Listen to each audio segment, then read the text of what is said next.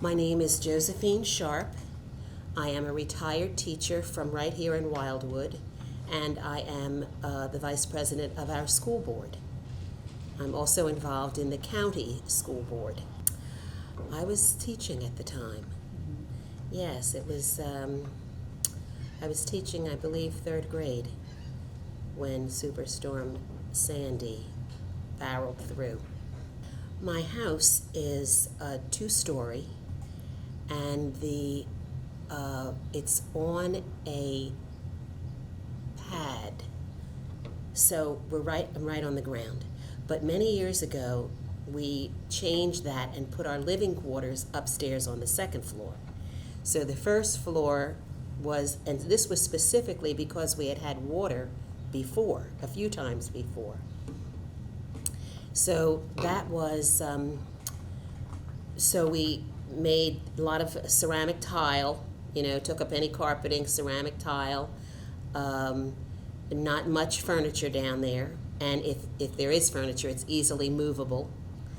So in preparation, I was really focused on that first floor and being sure that everything was off the floor, that everything was unplugged, though our outlets were already up above.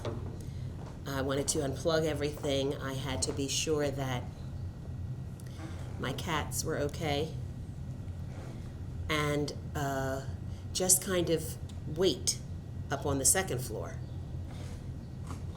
to see where things were going to go. I also put my rain boots at the bottom of the steps so that when I came down the steps I could put them right on, and moved my car to higher ground.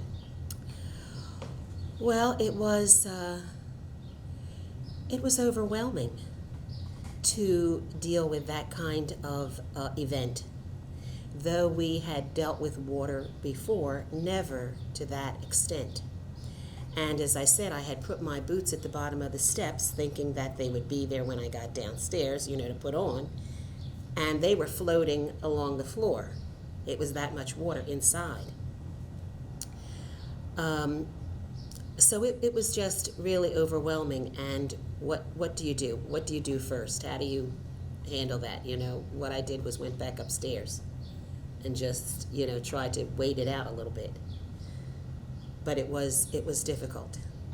Yes, there was quite a bit of damage. The sheetrock, the walls were wet.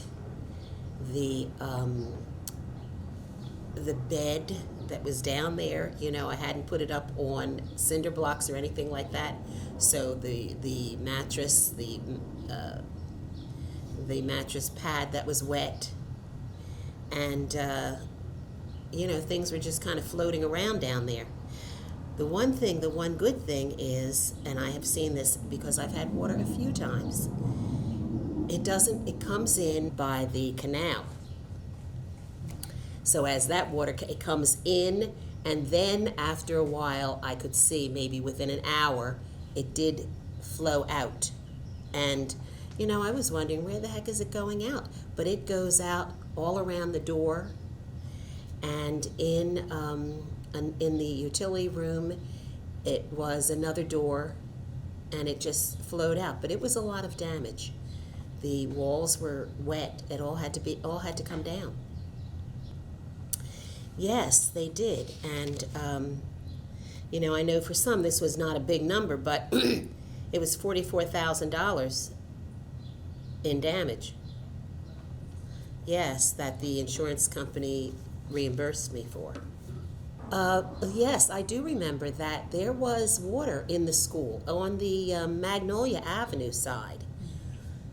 There was water that came in, and I think we were closed for a while, as I recall. Well, I'm sure it was, but I don't know anything about what happened in terms of insurance for the school. But I'm pretty sure that there was insurance to cover that. Well, for me, it was a heads up in terms of preparedness. Now, you come to my house now, the beds are up on blocks, red cinder blocks. They're up on blocks. The sofa's up on blocks. and I just leave them there, just in case. The one little seating area that I have, it's all fold up. You can fold it up, take it upstairs, or So that's my main thing. That's what it has done to me. It's made me very much aware of the possibility of flooding. I might evacuate, because I did not. I stayed there, and that is something that I might do. In fact, I did evacuate, I believe it was for Jonas, but that was nowhere near what we had dealt with Superstorm Sandy. But Superstorm Sandy is what said to me, go. So I would do that again. I'll tell you the truth, I don't remember a lot about Jonas, but and I don't know that I had water in the house at that time. But I did evacuate. I went with friends. We went up to the Cherry Hill area and stayed. When I came back, there might have been, some dampness, some water inside, but it was not anything what I had dealt with previously. I left. I evacuated, yes. Well, I think that it made everybody in my area, in my neighborhood, more focused on what we need to do, what can be done when we hear that there's going to be water. Take care of the things around your house, move your car, be sure your pet is taken care of. So I think the experience of Sandy gave me the wherewithal to be a little more prepared and focused for whatever came next. So even when we had, I think, some heavy rains in the last couple of weeks, I was being watchful and being prepared. I don't think I had any personal losses, to tell you the truth. I don't recall that. I do know, and here's how I look at that. I didn't have much in terms of a refund from the insurance company. So there must not have been much to, insure with Jonas as it had been with Sandy. No, I don't think so. I think I was, I felt like it was good to get away from the property, but I felt as though I had done the things that I should be doing based on what had happened with Sandy. Well, it wasn't as much, it wasn't as forceful as Sandy had been for me. And really, in my neighborhood, I'm probably one of maybe 2 houses that are on a concrete slab that are right on the ground.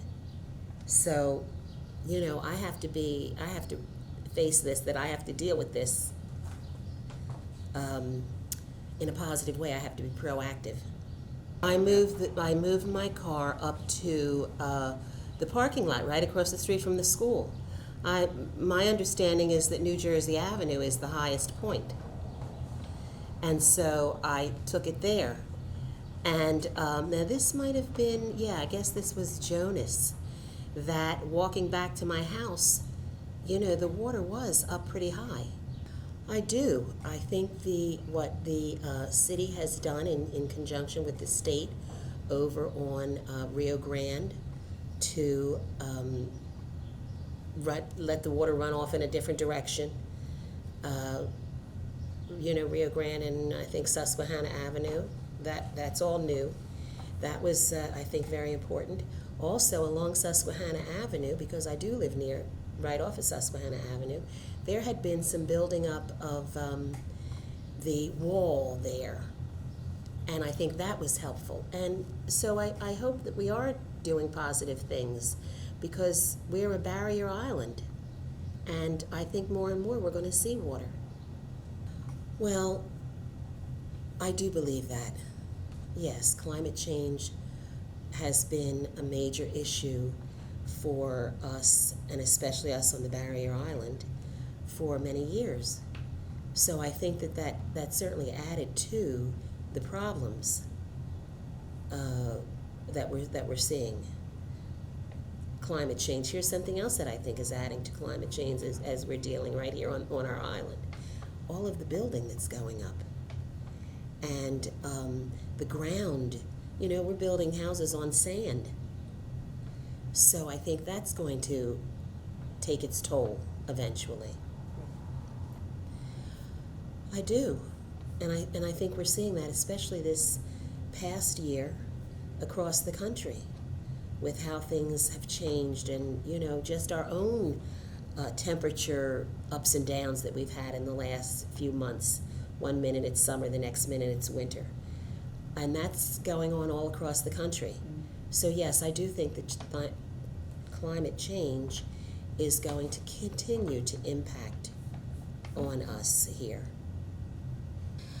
Well, I don't know. I can't say how bad it's going to get, but I do think it's going to continue to worsen. And I think we're seeing that every day. So, I mean, it is, believe me, it is a concern of mine because my house is on the ground.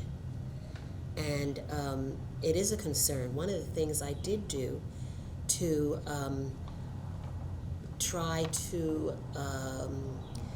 be proactive about this, I did have the whole bottom of the house with stone bricks around the bottom of the house to keep the water from going in from various sides. And that has helped also. No way.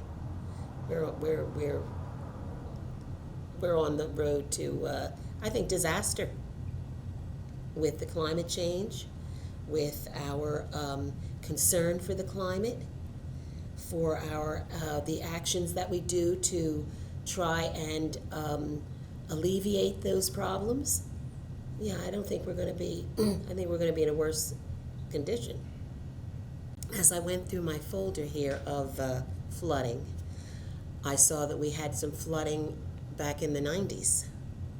But as I recall, they were not anything. Sandy is what stands out in my mind. But we have had water a few times. So I can just say that, I'm trying to be proactive and be mindful of what's going on in my community and pay attention.